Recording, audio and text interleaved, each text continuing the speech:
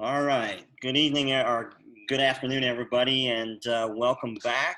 For those of you out there that have that follow this little study that Ray and I are working on, I want to welcome you back. I'm Mitch. That the good-looking guy over there is Ray. Ray, say something. Hey, what's going on, guys? There Blessings to you you, go. Mitch, and to your family, man. And I'm Yeah. happy to be back, bro. I know that there's a lot going on, and so we've been losing a bit of time. Haven't been on schedule going week to week, but there's a lot going on in the world. There's a lot going on in life, and hit a couple bumps in the road there, but we're back. We're back, and I'm excited about it. If those of you that are coming in for the first time, or you're kind of hit and miss a little bit, let me just kind of reiterate that here a few months back, Ray and I decided to do this study on some literature, some Jewish literature that's called The Ethics of the Fathers. It is absolutely amazing that when you talk about Christianity, a lot of people still use the term Judeo-Christianity, which when they say that, they understand a little bit the concept that Christianity came out of Judaism. But what has happened is there's been this shift away from a lot of the knowledge, a lot of the understanding, and the wealth of information that is out there for people to grow. Ray and I both follow the teachings of Jesus. We wrestle with that a lot. We talk about it a lot. And what we try to do in this study is we try to look at a particular teaching out of the ethics of the fathers, and then we try to, well, I guess the best way we would say is to bring it to a Christian level that could be thought about from those of you that are regular churchgoers and regular Christians that think through that theological lens. So what we're going to do today, there's actually three pieces of this particular teaching this is a great lesson, and I've been really excited about us talking about it, Ray.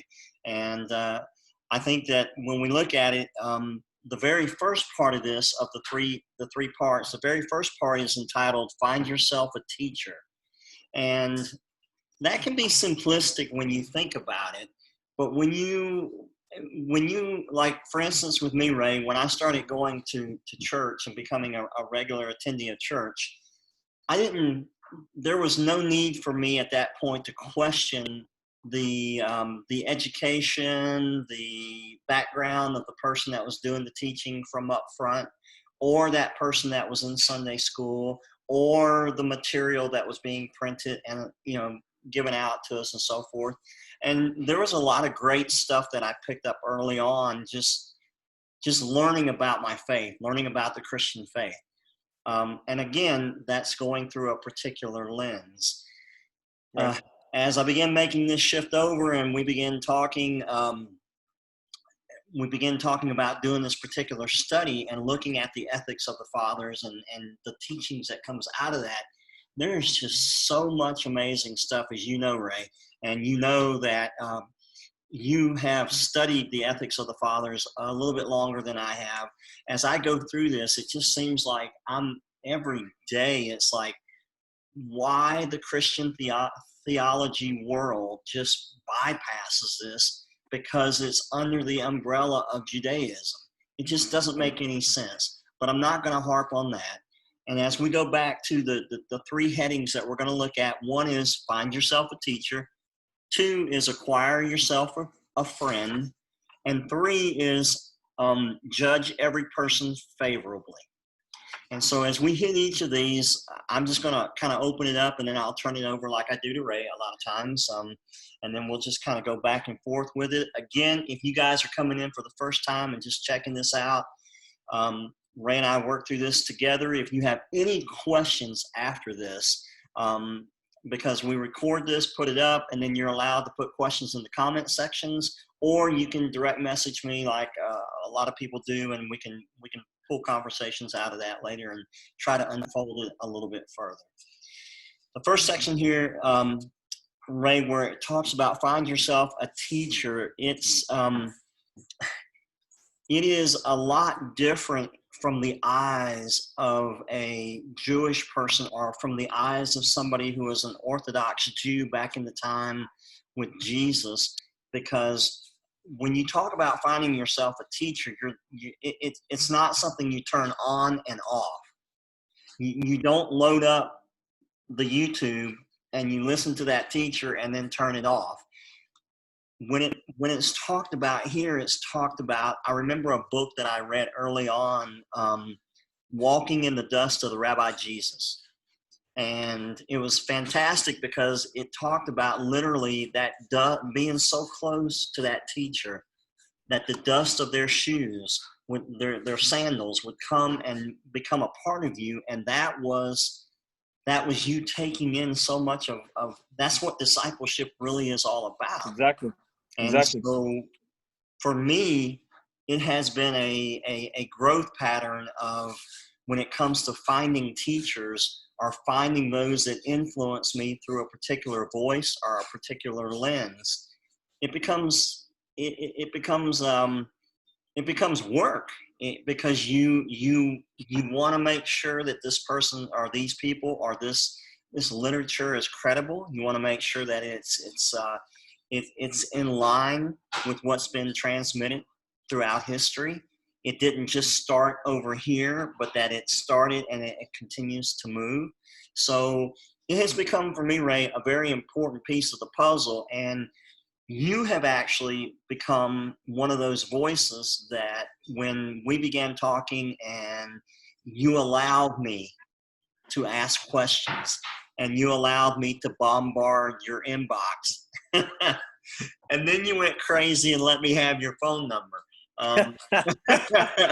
So, but it has allowed me to touch bases with somebody that can work through things with me on a level that a lot of people just don't get in the Christian world today. So I'm should have, and should have, because one thing that strikes the mind, I don't want to forget, is that in Christianity, when you go to a church, there's a lot of churches that are so big, man, that the people in the pews, the laymen, they never have that type of one-on-one with the pastor. Right. Which is important, because discipleship, Jesus had 12 disciples. I mean, he had other disciples, but he had 12 main disciples. And then those disciples were in charge of other disciples. Right. So they could get intimacy. For questions, for, intimate type of teachings, that one-on-one type of stuff, It wasn't something like, I give you all the information and walk away like a robot type of stuff, See, and that's where I had a problem, where a lot of churches that, it's a one-way conversation. Yeah. There's just it's just the way that it's built. It's a one-way conversation. If you're lucky, you might can get some feedback some way if you're able to dig into it far enough. But it's not conducive or built to what we see in the Jewish culture and in the Jewish study halls, where it's a constant work and a constant effort. And that's a turn on, because you're always unfolding. You're creating more questions than you're coming away with answers, man. Exactly. And what type of teacher are we? Acquiring a teacher. What type of teacher are we talking about? I mean, we're talking about a teacher. Okay, in this example, a teacher like Jesus. Jesus is a Jewish rabbi who was taught under Torah Judaism. I mean, all of the church fathers of Christianity, per law, had to be learned in philosophy, in Greek Western philosophy.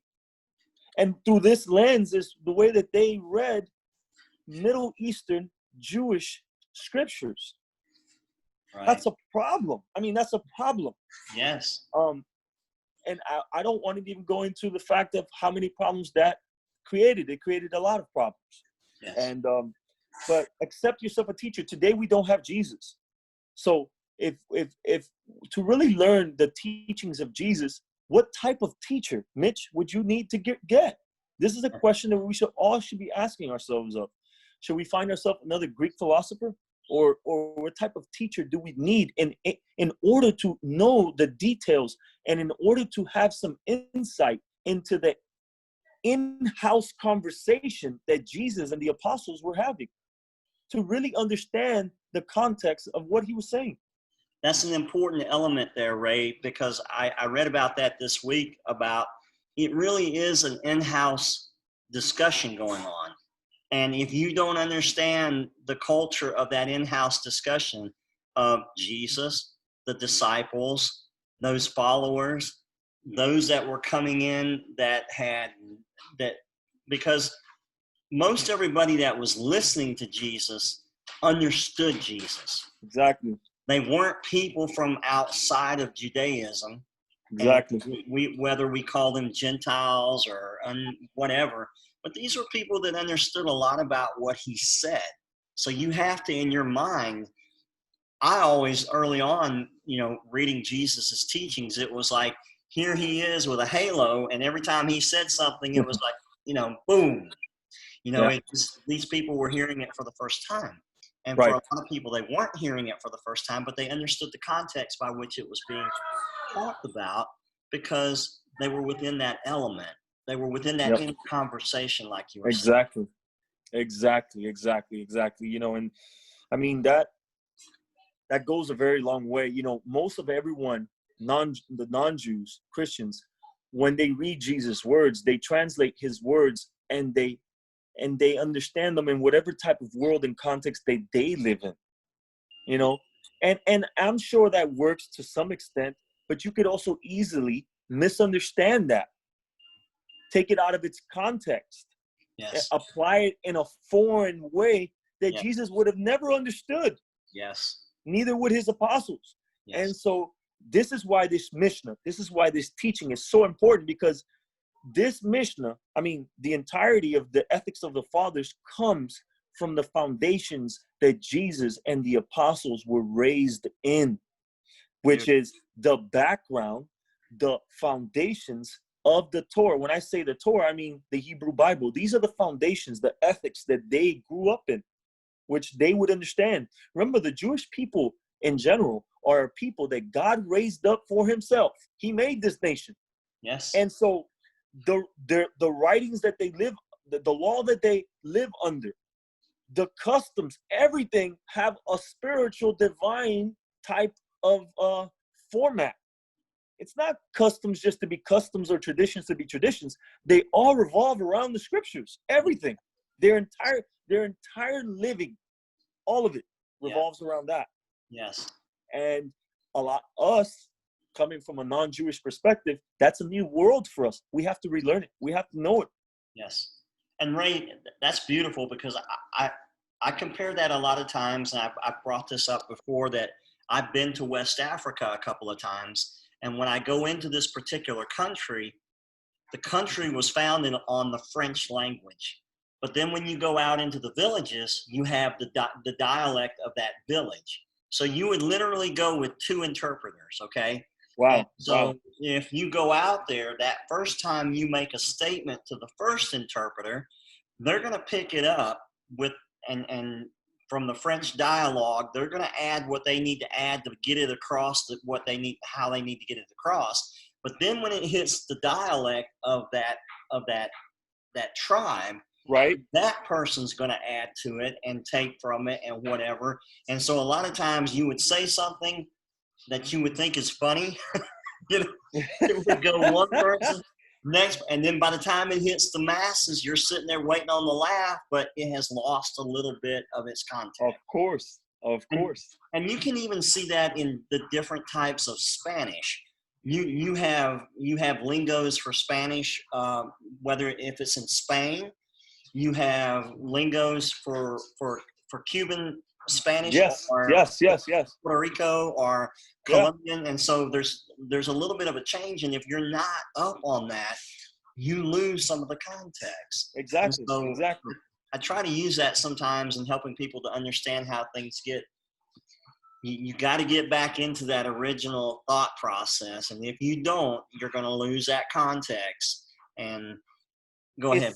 It seems like a lot of work, man, and maybe people could feel like real daunted and like, it's too much. But honestly, man, when we go back, no one said it was going to be easy. I mean, we maybe we've thought this for following the same tradition for about 2,000 years, but really, if you really want to know this, and most people are people who love God, Christians are people who love God, and they want to do what's right. This is going to take work. Yes. I mean, this is going to take work, and little by little, day by day, we'll grasp a little bit more of that context of what we need here and there, here and there. And that's why it's important in finding a teacher that you find a teacher that is in line. There you go. That you're there's no doubt in your mind. Number one, you're hoping and praying for righteousness. Exactly. You're hoping and praying for correct context and knowledge of that. Yes, sir. And you're hoping and praying that this person understands the multiple cultures that can transmit that information to you, so that you get a good, clear picture of what you're reading in the Hebrew scriptures as you apply it to what we call the Christian scriptures. Exactly. And that's a great point, Mitch, because I want to bring up the Apostle Paul, for example. I mean, it's extremely important. Why wasn't no other apostle picked for this job? I'll tell you why. Paul, first of all and foremost, was a Jewish rabbi. Okay, he's a Pharisee. Okay, one of the highest of all the different groups that there was in Judaism. He was a Pharisee. Yes. But not only this, he was going to be able to transmit that wisdom from the Hebrew Jewish mindset, because he could speak Greek. Yes. He was going to be able to transmit that to the Greeks, to the non-Jews.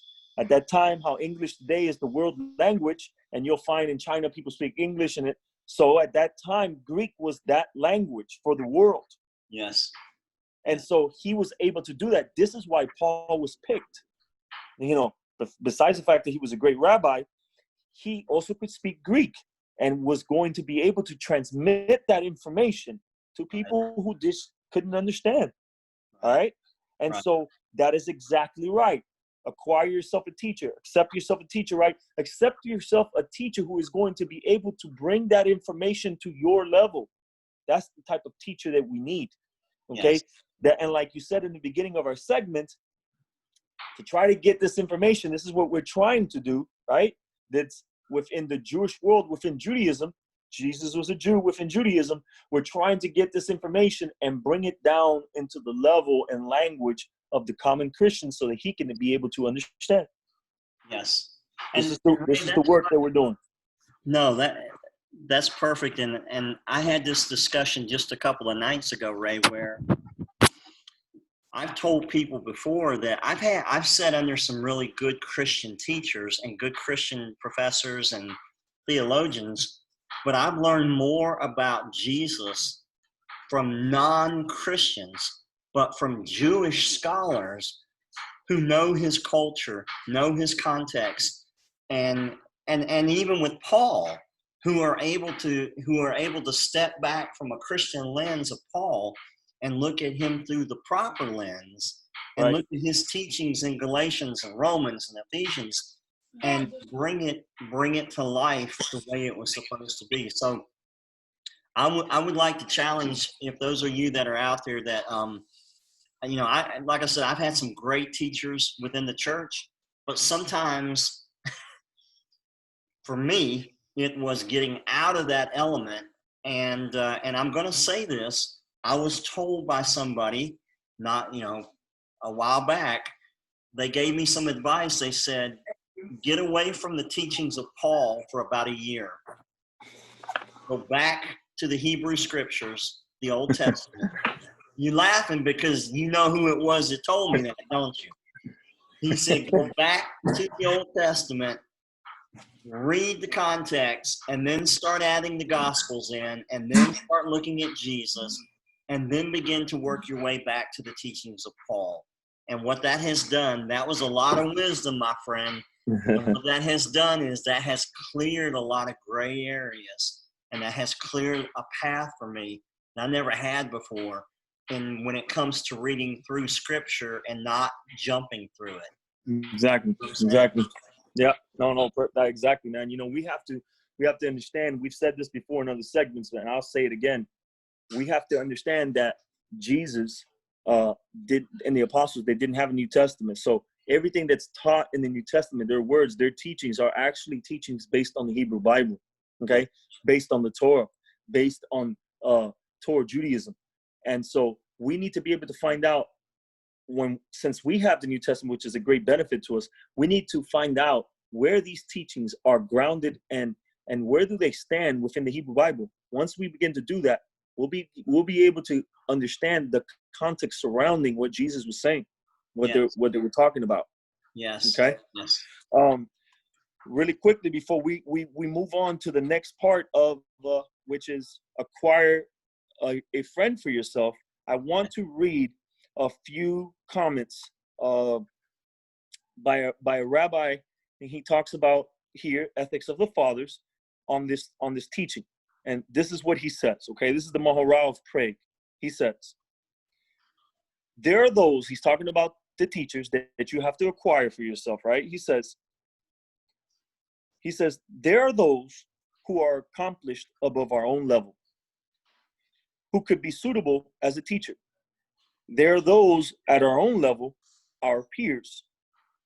Finally, there are those who are less accomplished than we are, and we must assess them favorably and not disparagingly. He talks about the entire teaching there. He touched on the part of accepting a teacher for yourself, about acquiring a friend, and also judging everybody favorably. Okay. Now it says, we should be receptive to learn from a Torah scholar who has something to offer, even if he has not learned enough to serve as our main teacher. It is worth the effort required to accept that person as a teacher, whether we learn much or little from him. I also wanted to make mention, and they say this in this commentary and various other commentaries that I've read on ethics of the fathers, that the way that you acquire this teacher, it must be done in a way, but you cannot offer him money. You cannot offer him money because it says Moses taught the word of God for free, and so this teacher must also teach the word of God for free. Okay. Stepping So on toes. I just want to throw that out there real quick. You stepping on toes. Okay. I'm not going to go there, but you stepping on toes, man. All right. But that's good work, man. I mean, you know, a worker who gives himself totally to the Lord is also worthy of his wages, right? Yes. That's also part of the Torah tradition. Yes. But it must be done within this perspective, is what I mean. He cannot be getting paid just because he teaches the Bible. Right. You understand? Right. Okay. So here the Maharal says, why is the word acquire used in connection with getting a friend, whereas accept is used in connection with getting a Torah teacher? A friend is acquired in the sense that we do things for his friend and vice versa. In other words, the friendship is owned in partnership between two friends, meaning you're my friend, so I owe you a certain amount of respect and a certain amount of things, and people who you care for, you do things for, and vice versa. Yes. Okay? Yes. Then he says, in other words, the friendship is owned in partnership between two friends. By contrast, the relationship between a Torah teacher, a Rav, a rabbi, and his student is never such that the Rav could be called an acquisition of the student. In both cases, the use of an active expression such as accept or acquire carries a powerful message. The Mishnah, this teaching tells us, make an effort to create the friend or teacher relationship, even with a person who is not so well suited to you that a relationship would form naturally. It is better to have a friend than to be alone. Okay? And so the Mishnah goes on to say that one must do whatever he has to do to acquire such a teacher. He must go be above and beyond, because remember, man does not live on bread alone, but by every word that comes out of the mouth of God. Yes. Yes. And so, I mean, we could almost hear different disciples that came to Jesus and say, I'll follow you wherever you go. They understood how important it was to have such a teacher. Yes. you know, and it was a very, very high calling. I mean, out of all the disciples that Jesus had, only 12 of them actually followed him everywhere he went. Right. I mean, people have homes, have jobs, you know. I mean, that's a very, very high calling to be that type of disciple. There's all kinds of different levels of discipleship, of course, you know.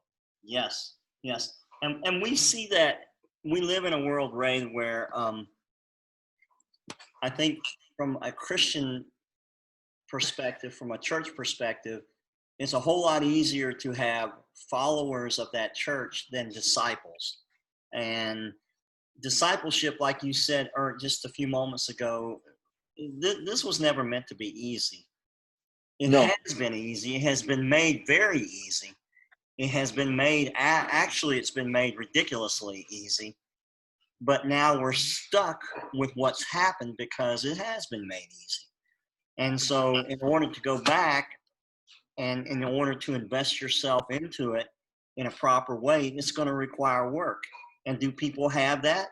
I think we're in an era in time where people want that, right?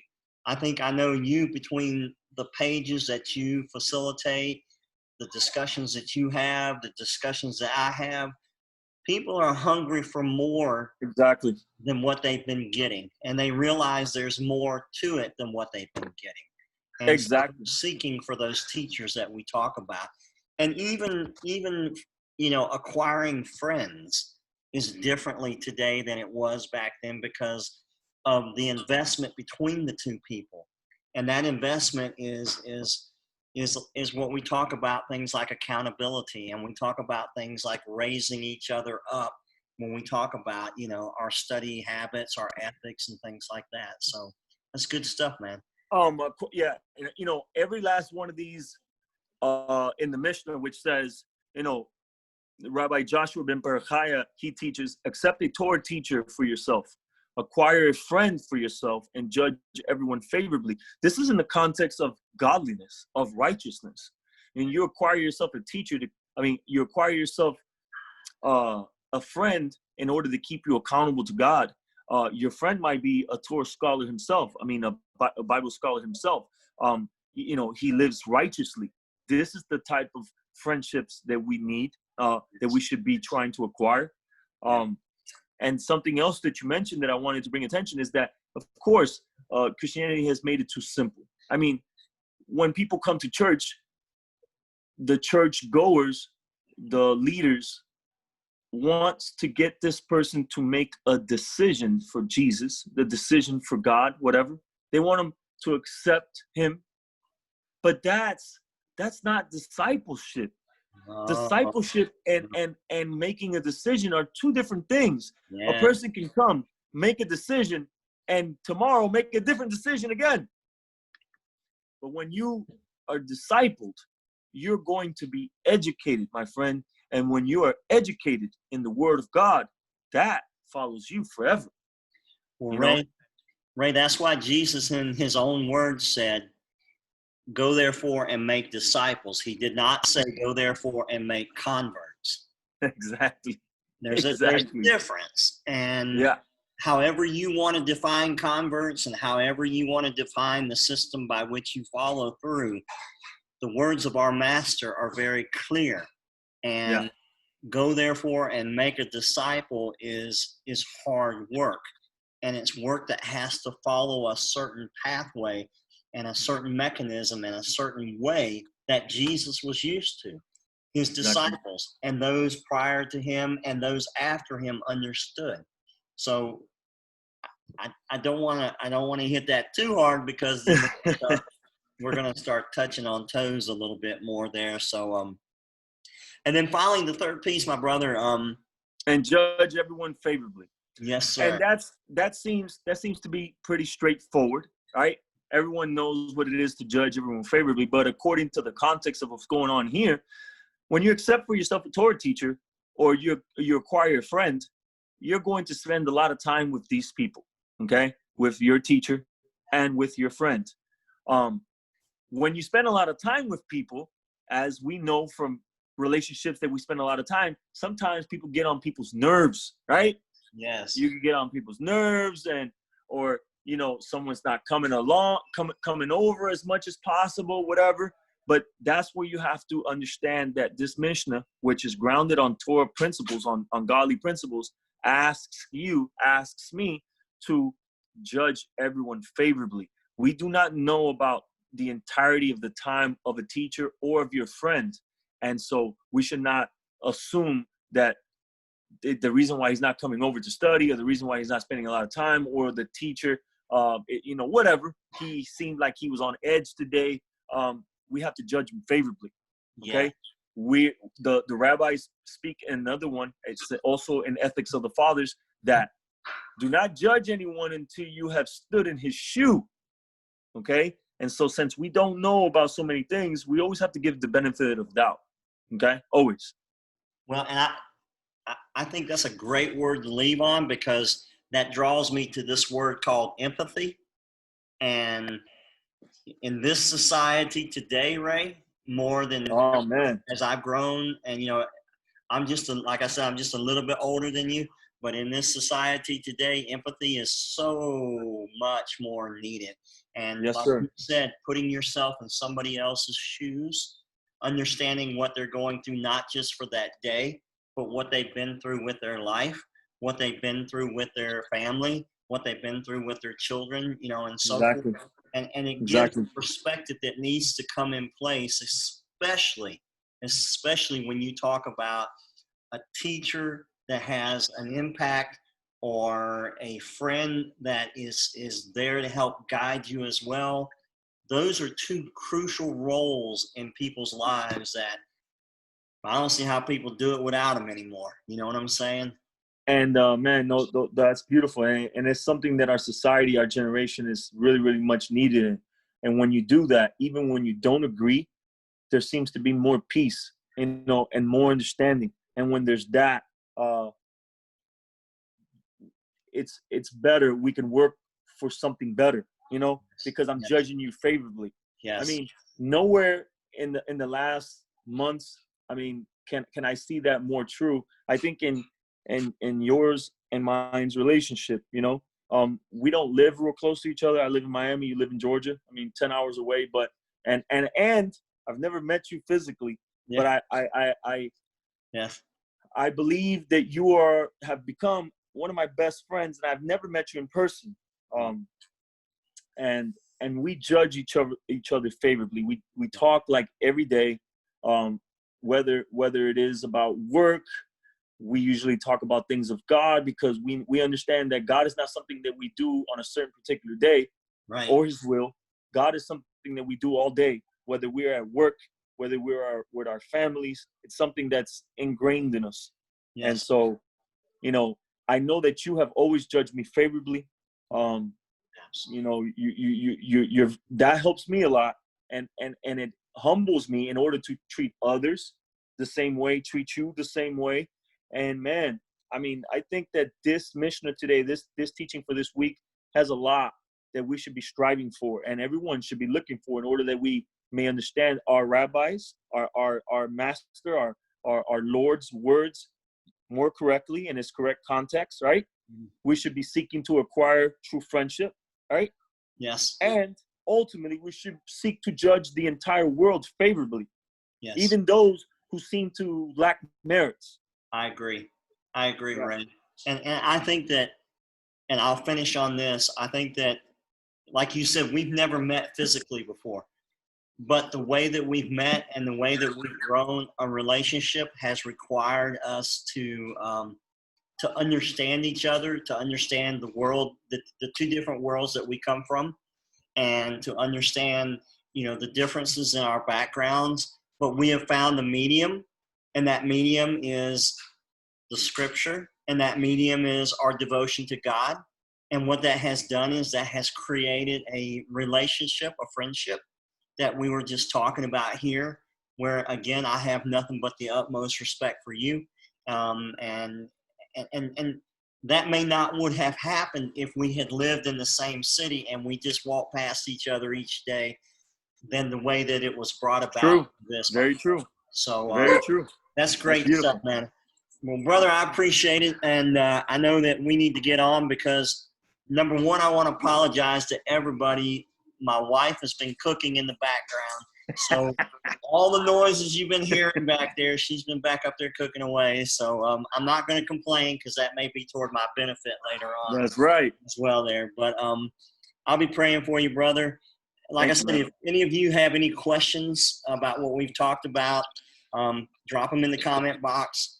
Send me a direct message. Acquire yourself a teacher, a real teacher.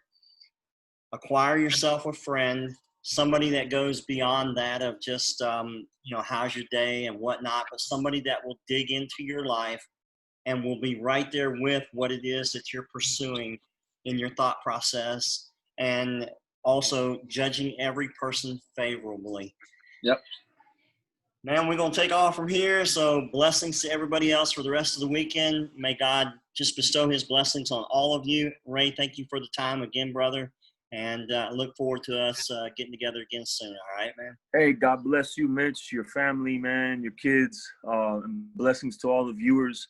And like Mitch said, please, we really do appreciate and would and look forward to answering any questions or, just having any discussions on any of the topics we've discussed. Peace, guys. Love you all and take care. Thank you, Ray. Take care, buddy.